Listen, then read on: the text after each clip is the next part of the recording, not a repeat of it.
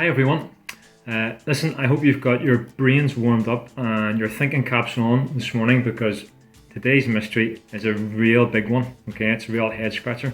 In fact, I've actually kind of brought in some professional help to help us with this particular mystery. And here he is now. Private investigator.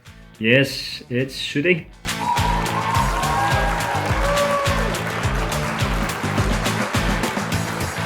Say hello to all the boys and girls. Okay, now you're going to help me try and work this one out. Let me explain what the mystery is. Today, we're thinking about the fact that Jesus was fully human, but also fully God. He was both at the same time. It's a bit hard to work that one out, so I'm glad that you're here to kind of help. So you've got your magnifying glass, that's good. I wonder where we can kind of start. You picking up anything there? Why don't I open the box of clues? Oh, how did you know it was a box of clues? That was very, very quick. Because it says it on the lid.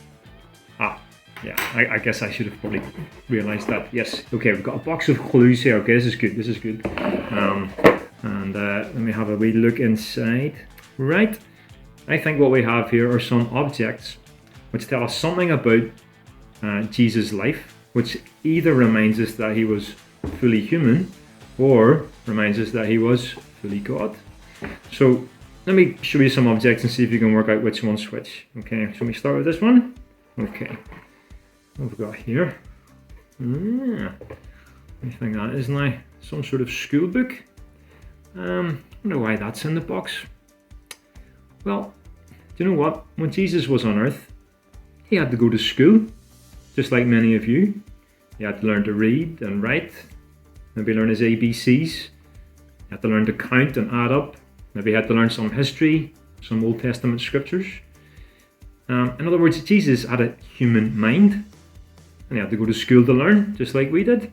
So I think we'll put this clue over on this side here to remind us that Jesus was fully human. Okay, good start.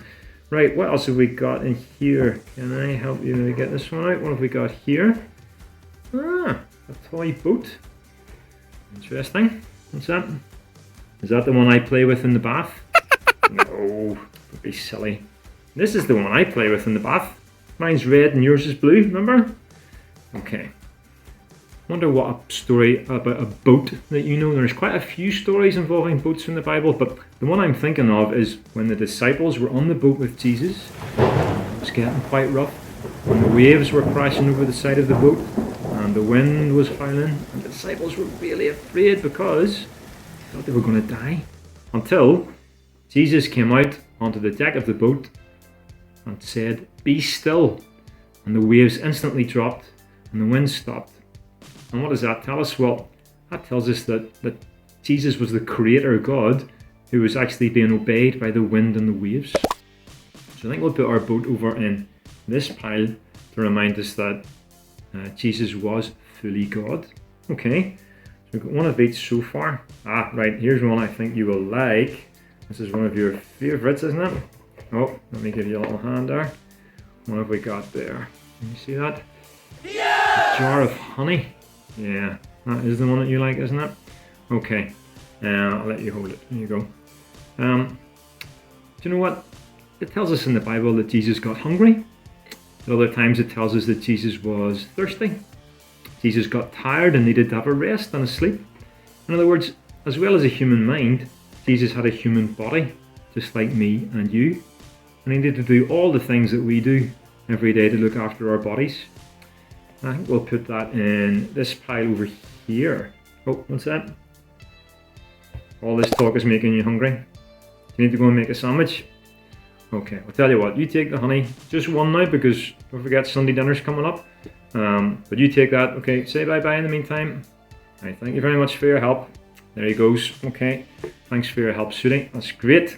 Now, let me show you a couple more clues before we finish. What about this one here? I wonder if you've got some of these in your house. Maybe you're out playing and you cut your knee or something like that, and you come in and you get a plaster.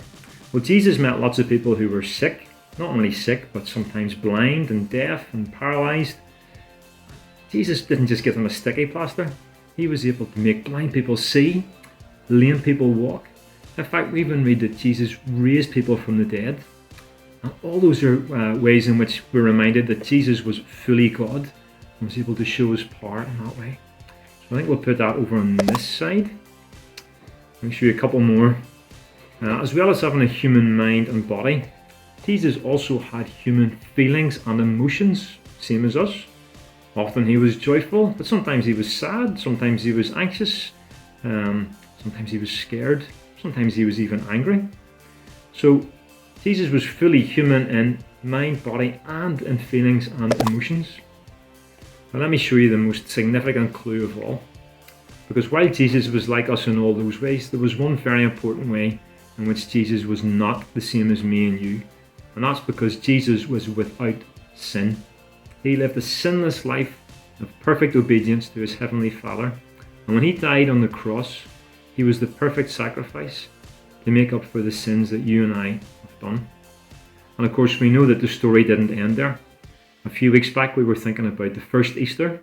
And on Easter Sunday, God proved to everyone that Jesus was his only Son, fully human but fully God, as he raised him from the dead. And that's why Jesus is the most unique, most important, most special human being that ever lived. Okay, it's a big mystery, but I think we got some good clues there to help us to figure it out. So thank you very much for watching GBI.